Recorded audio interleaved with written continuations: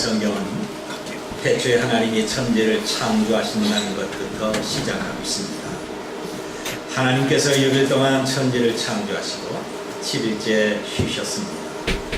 하루를 창조하실 때마다 하나님 보시기에 좋았더라 하셨습니다. 마지막 날 사람을 창조하시고 하나님 보시기에 심히 좋았더라고 하셨습니다. 하나님이 빛을 창조하시고 만족하셨으며 밤과 낮을 보시고 기뻐하셨습니다. 모든 동물과 식물을 창조하시고 하늘의 별을 창조하시고 하나님은 기뻐하셨습니다. 그런데 하나님의 기쁨은 에덴 동산에서 절정을 이룹니다. 아담과 하와를 만드시고 이들이 행복하게 하나님과 교제하는 것을 하나님이 기뻐하셨습니다. 그런데 어느 날 사탄의 유혹에 아담과 하와가 넘어갑니다. 이들의 범죄로 하나님 보시기에 심히 좋은 것은 다 망가졌고 아주 추하게 변질됐습니다. 그래서 하나님은 예수 그리스도를 이 땅에 보내시고 죄로 파괴된 창조 질서를 회복시키고 하나님 보시기에 다시 좋게 하셨던 겁니다. 이것이 영적인 재창조입니다. 예수님은 창조 질서를 하나님의 뜻대로 회복하셨습니다. 그리고 그분이 승천한 후에 제자들에게 복음을 증거하게 하므로 지속적으로 영적 회복과 질서를 갖게 만들었던 겁니다. 그런 회복과 질서를 위하여 충성한 사람 가운데 한 사람이 오늘 성경을 기록한 사도 바울입니다. 그런데 사도 바울에게는 한 가지 간절한 소망이 있었습니다. 여러분, 지금까지 우리가 살면서 간절한 소망이 한두 개씩 있지 않습니다. 바울이 원하는 간절한 소망은 자기 가족과 이웃과 동족이 예수 그리스도 이름으로 구원받는 것입니다. 1절 보면 형제들아 내 마음에 원하는 바와 하나님께 구하는 바는 이스라엘이 위함이니 곧 그들로 구원을 받게 함이라고 했습니다. 바울은 복음을 위하여 먼저 부르심을 받은 사람입니다. 그런데 그가 가서 복음을 증거하는 것마다 환영과 영접 대신에 박해와 위험과 환난이 있었습니다. 그런데 바울은 자기가 당하는 고난과 위험을 면하게 해달라고 기도하지 않았습니다. 이것 때문에 자기는 평안을 간구하지 않았습니다. 우리 같으면 환난과 이 힘든 어려움을 벗어나 평안과 형통을 달라고 기도하거나 아니면 힘들고 어려운 일은 하지 않겠다고 불평할 텐데 바울은 이런 것을 놓고 기도하거나 불평하지 않았습니다. 오히려 핍박과 위험과 환난이 있어도 내 가족과 이웃과 동족이 예수님을 믿어 구원받는 것을 원했고 이것을 위해서 간절히 기도했습니다. 로마서 9장 3절의 말씀 보면 나의 형제 곧 본육의 친척을 위하여 내 자신이 저주를 받아 그리스도에게서 끊어질지라도 원하는 바라고 있습니다. 바울은 자기 자신이 저주를 받아 그리스도에게 버림받는다 할지라도 자기 가족과 형제와 동족이 구원받기를 기뻐하기 위해서 이를 위해서 기도하고 복음을 전했다고 하는 것입니다. 그런데 여러분, 바울이 이렇게 기도하고 그들을 위해서 힘쓸 때 이 복음을 받아들이는 유대인들은 어떻습니까? 오늘 우리가 가족과 이웃에게 복음을 증거할 때 상대방은 어떻게 받아들이는 것입니까? 쉽게 받질 않는다고 하는 것입니다. 2절을 보니까 내가 증언하노니 그들이 하나님께 열심히 있으나 올바른 지식을 따른 것이 아니니라 그랬습니다. 유대는 하나님 앞에 정말 열심히 많았던 사람들. 사람이 하나님께 열심 갖는 것은 당연한 것이 매우 좋은 것입니다. 우리도 하나님 앞에 열심을 품어야 됩니다. 예배 열심, 기도 열심, 복음 전환에 열심과 봉사가 있어야 됩니다. 그런데 이 유대인의 열심은 올바른 지식이 아니라 자기 방법을 따라 하나님과 전혀 관계없는 이런 열심을 가졌습니다. 여러분, 하나님이 인정하시는 올바른 지식이란 어떤 것입니까? 사도 바울은 올바른 지식을 따라 열심될 것을 말하고 있습니다. 여러분은 어떤 것이 올바른 지식이라고 생각하고 있습니까? 잠언 1장 7절의 말씀을 보면 여호와를 경외하는 것이 지식의 근본이라를 미련한 자는 지혜와 훈계를 멸시하느니라 그랬습니다. 하나님을 참으로 경외하고 예배하는 것이 바로 참된 지식입니다. 하나님의 방법대로 주님을 열심히 섬기는 것이 참된 지식입니다. 그런데 유대인은 하나님 앞에 열심은 있었지만 하나님의 방법이 아니라 자기의 지식과 방법을 따라갔던 겁니다. 이들은 잘못된 열심을 갖고 있었습니다. 지금도 올바른 지식이 없는 열심이 많습니다. 잘못된 열심을 갖고 있는 사람들이 많이 있습니다. 종교적으로 보면 여호와의 증인, 통일교, 불교, 천주교, 모슬렘과 각종 미신, 아니면 요새 이단으로 등장한 신천지나 하나님의 교회 안상훈 이단과 여러 기독교 사이비 종교를 보십시오. 이들은 다 나름대로 자기 종교의 열심을 갖고 있지만 올바른 지식으로 하는 것이 아닙니다. 하나님은 오직 예수 그리스도를 통해서 구원받게 하셨지만 이들은 자기 지식과 자기 생각대로 종교를 만들고 종교를 섬기면서 열심 갖고 있습니다. 열심도 좋은 열심이 있고 나쁜 열심이 있습니다. 죄 짓는데 열심히 있으면 어떻게 되겠습니까? 그리스도를 반대하고 핍박하는 열심은 나쁜 것입니다. 사회 질서를 깨뜨리고 남을 죽이고 사람들에게 두려움과 손해를 주고 생명을 끊고 세상의 쾌락으로 나가는 열심은 다 잘못된 것입니다. 불법과 불의로 세상에 어떤 이권을 갖습니다. 권세를 갖는 이기적인 열심, 그리스도 이름을 빙자해서 자기 이익을 취하는 잘못된 열심도 우리들에게 있습니다. 그런데 예수님을 온전히 믿고 예배합니다. 주의 이름으로 기도하고 주 앞에 드려지는 열심은 성경에서 장려하고 있습니다. 저와 여러분이 복음을 증거하며 주님의 뜻대로 겸손히 순종하고 살려가는 열심은 하나님 보시기에 매우 좋은 것입니다. 여러분은 어떤 열심을 갖고 있습니까? 유대인들은 하나님에 대해서 열심을 갖고 있었지만 이들은 잘못된 열심이었습니다. 그뿐이 아닙니다. 유대인들은 구주 되신 예수님을 반대하고 자기 의를 자랑하려고 했습니다. 이들은 바로 자기를 자랑했지 예수님을 나타낸 것은 하나도 없었습니다. 3절을 보니까 하나님의 의를 모르고 자기 의를 세우려고 심써 하나님 의에 복종하지 아니하였느니라 그랬습니다. 여러분, 우리가 예수님을 믿으면 하나님의 구원이 나에게 주어지고 그리스도의 의가 나타나는데 이들은 자기 방법과 노력을 믿음보다 더 우선했던 것입니다. 그래서 예수님을 믿는 믿음보다 어떤 의식이나 율법적 행위를 더 가치 있게 여기다. 자기의 노력과 자기 방법, 자기 행위로 구원 받으려고 하는 것이 다 잘못된 것입니다. 모든 삶과 행위는 믿음이 있어야 됩니다. 참된 믿음이 없는 어떤 지식과 행위는 다 잘못된 것입니다. 어떤 부유하고 동정심 많은 노부부가 산책을 하다가 길에 버려진 불쌍한 아이를 봤습니다.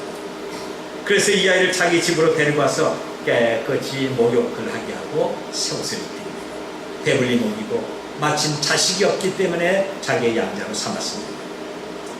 양부모는 이 아이를 낳고 친히 기른 친자식처럼 진심으로 아끼고 사랑을 했습니다. 양자는 이들에게 아버지 어머니 부르면서 자라났습니다. 학교에서도 공부를 열심히 했고 집안일도 잘하고 부모님에게 순종하며 살았습니다. 양자로 삼았던 부모님은 이 아이가 하는 모든 것을 보면서 정말 만족하고 감사했습니다. 그리고 저 아이를 내 아들로 삼은 것이 얼마나 잘한 것입니다. 이 아들이 크면 모든 재산과 내가 가졌던 모든 것을 다 물려줘야지, 그리고 생각했습니다. 그런데 여러분, 아이의 속마음은 그것이 아닙니다.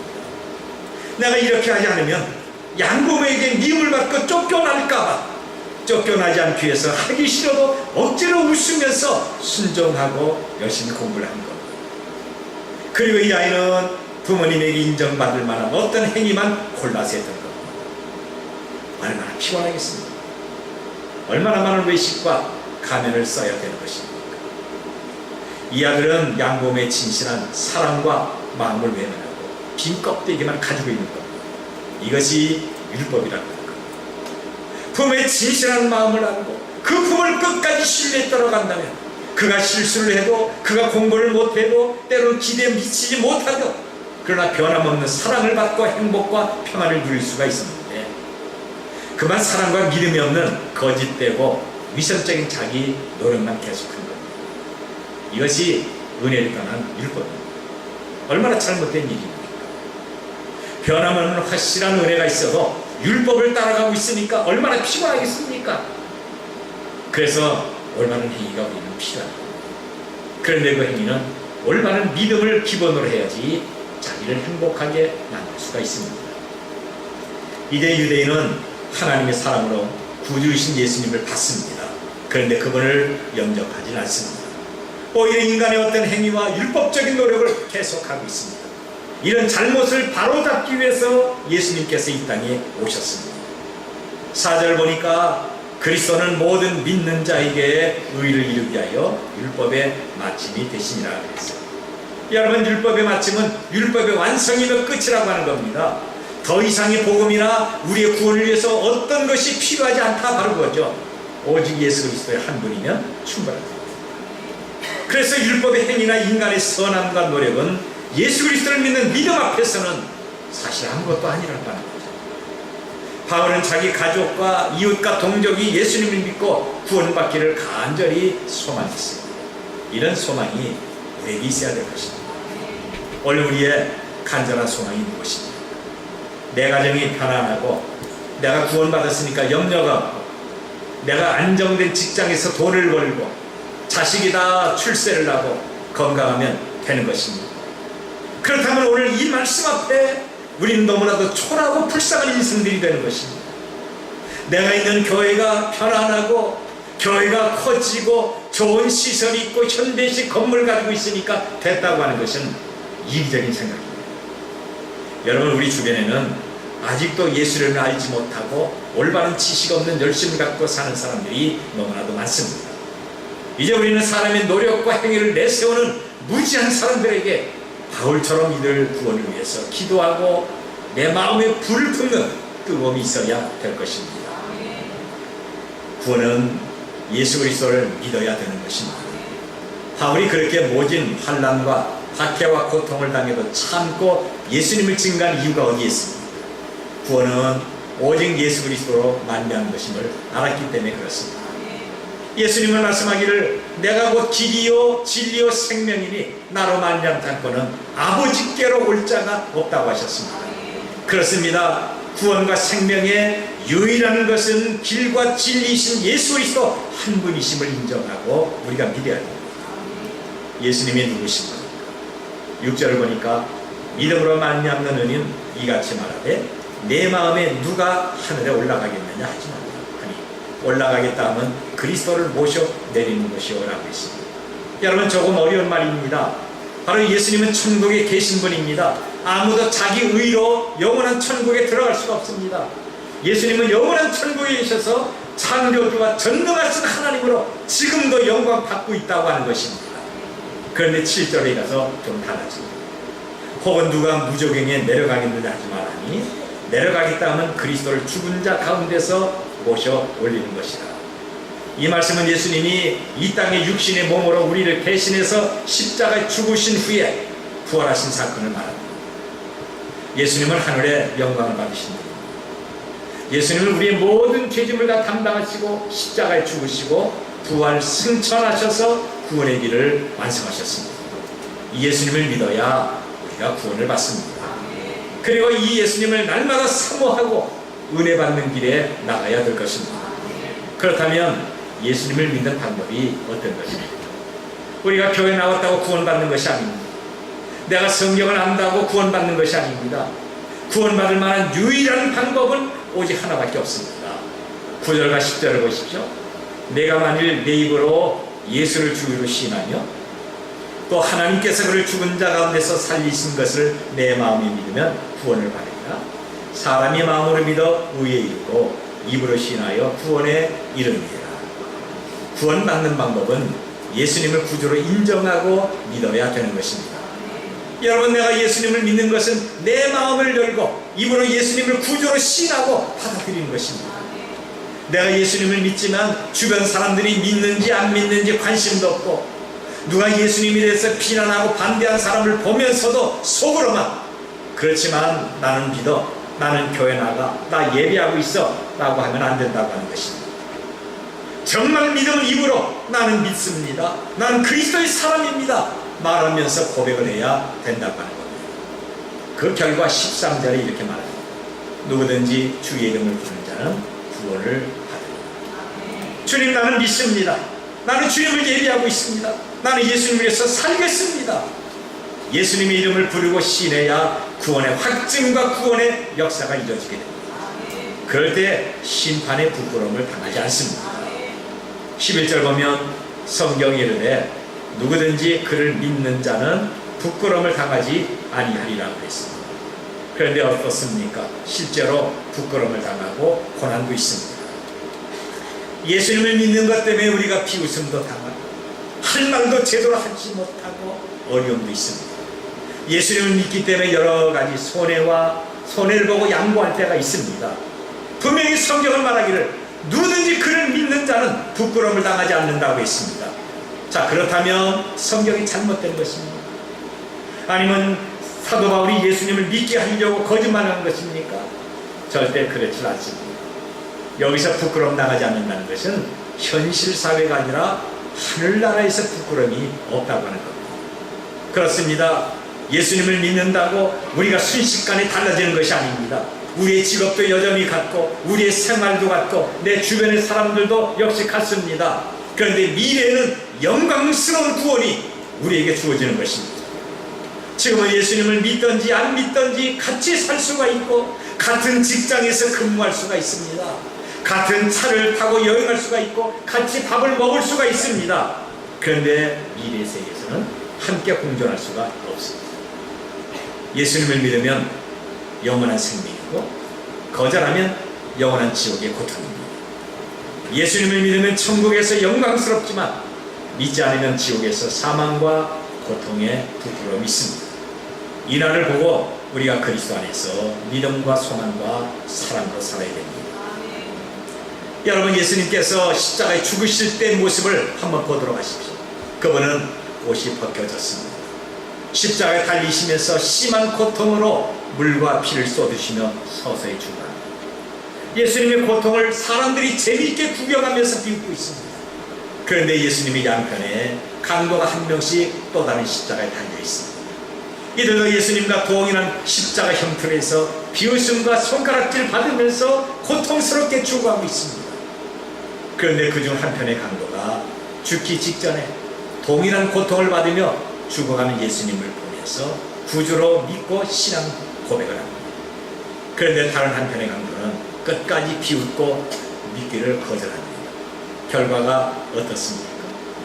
예수님을 믿고 신앙 고백한 강도는 지금 십자가의 고난과 부끄러움이 영광의 열중함으로 변했다. 하나님을 자랑하고 있는 것입니다. 오히려 예수님을 모함하고 십자가 못 박아 죽이라고 큰 소리 쳤던 백성들, 예수님의 옷을 벗기고 못지라고 비웃은 그 무리가 지옥의 고통과 부끄러움 속에 있는 겁니다. 우리의 삶은 이 땅에서 얼마든지 비웃음을 당하고 부끄러움 당할 수가 있습니다. 고난 당할 수가 있습니다. 그런데 하나님은 영원한 천국에서 다 보상해 주시는 것입니다. 로마서 8장 18절에서 생각 가운데 현재의 고난은 장차 우리에게 나타날 영광과 좋게 비교할 수가 없다고 했습니다. 우리에게는 영원한 영광이 있기 때문에 이 땅의 고난과 일시적인 모든 사건은 아무것도 아니라고 하는 것입니다. 여러분, 오늘 우리는 무엇을 믿고 있습니까? 나의 지식과 경험을 믿는 사람은 부끄러움을 당합니다. 돈이나 사회적 배경이 있으면 어느 정도 사는데 도움이 됩니다만 그것 때문에 부끄러움도 따릅니다. 내가 사람을 믿고 내 경험과 사회적 배경을 믿으면 훗날 돌이킬 수 없는 부끄러움이 따라오게 되는 겁니다. 누구나 예수 그리스도를 구주로 믿어야 영생복락의 은혜를 누리게 됩니다. 다음 주에 전도 대상자들이 나와서 이런 영생복락을 함께하는 귀한 시간을 갖기를 바랍니다. 부흥회를 통해서 우리가 더 하나님을 가까이하며 풍성한 주의 은혜로 가득한 삶을 사시길 바랍니다. 우리는 구원을 주시는 예수님을 말하고 전해야 됩니다. 구원은 오직 예수 그리스도를 통해서 주어집니다. 여러분, 복음은 은혜를 사모하고 주로 고백하는 사람들이 다 받는 것입니다. 예수님의 초대, 이 복음 초대로부터 제외된 사람은 아무도 없습니다. 그렇다면 이 복음이 모든 사람들에게 전파되는 것은 당연합니다. 복음은 내 가족들과 내 이웃과 세계적으로 퍼져야 됩니다. 8절을 보니까 그러면 무엇을 말하느냐? 말씀이 내게 가까워 내 입에 있으며 내 마음에 있다 하였으니 곧 우리가 전파하는 믿음의 말씀이라고 있습니다. 말씀이 내 입에 가까이 있다는 것은 우리가 전할 마음만 있으면 언제든지 복음을 전할 수가 있다고 하는 겁니다. 내가 입술을 열기만 하면 성령께서 도와주셔서 복음의 능력이 나타나기 때문에, 그리고 말씀이 내 마음에 있다고 하는 것은 내가 마음만 먹으면 얼마든지 믿음과 말씀을 지킬 수가 있다고 하는 것입니다. 문제는 내 마음입니다. 예수님을 우리가 못할 일을 시키지 않습니다. 우리나라 전래동화에 홍제 팥쥐 이야기가 있습니다. 여기 나오는 팥쥐 엄마는 자기도 할 수 없는 것을 가난하고 연약한 홍지에게 강제로 시킵니다. 팥쥐 엄마는 전체의 소생인 홍지가 이유 없이 미웠기 때문에 하지 못할 것을 시킴으로 학대할 구실을 찾는 것입니다. 그런데 예수님은 우리가 할 수 없는 것을 절대 시키지 않습니다. 우리 모두가 능히 할 수 있는 것을 맡기시고 할 수 있도록 도와주시며 능력을 베풀어 주십니다. 그럼 우리가 언제든지 복음을 전할 수가 있고 복음을 지키고 믿을 수가 있다고 하는 것, 우리의 마음먹기에 달려 있습니다. 14절 보면 그런즉 그들이 믿지 아니하는 자를 어찌 부르리요, 듣지도 못한 이를 어찌 믿으리요, 전파하는 자가 없이 어찌 들으리요 라고 했습니다. 여러분, 이 말씀이 어떤 것입니까? 믿지 않는 사람이 어찌 예수님을 부르며 듣지도 못한 예수님을 어찌 알고 믿겠다고 하는 것입니다. 당연하지 않습니까? 우리가 예수님을 전하지 않으면 사람들이 예수님을 믿을 수가 없고 알 수가 없습니다. 예수님을 전하는 사명을 그래서 우리에게 주어진 겁니다. 이런 사명 때문에 교회에 전도팀이 생겼고 선교사가 생겼습니다. 예수님을 전하는 사명 때문에 많은 사람들이 압박을 받고 순교하고 추방을 당하고 손해를 보는 것입니다. 복음을 증거하는 사명 때문에 교회는 전도팀이 생겼고 저와 여러분도 전도에 대한 엄청난 부담을 갖고 복음을 전하고 있는 것입니다. 그러면서 같이 구원의 은총을 받기 위해서 힘쓰고 있습니다. 이런 사람들이 하나님 보시기에 아름다운 것입니다. 15절을 보면 보내심을 받지 아니했으면 어찌 전파리요, 기록된 바 아름답도다, 좋은 소식을 전하는 자들의 발이함과 같음이라고 했습니다. 오늘도 주님은 당신을 말하고 전하는 자를 찾으시며 보내십니다. 그런 사람들의 발걸음이 아름답다고 하셨습니다. 여러분, 오늘 여기 여자분들이요, 교회 올 때 거울 앞에 얼마나 있었습니까? 아마 거울 앞에 오래 있었을 것 같습니다. 여자들이 미장원에서 많은 시간을 들여서요, 머리를 손질하고 고급 화장품을 사용하고 비싸고 좋은 옷을 입고 각종 액세서리와 폐물로 장식했다고 해서 다 예쁘고 아름다운 것이 아닙니다. 어울리지 않으면 촌스럽고 역겨울 때가 있습니다. 반면에 남자들은 어떻습니까?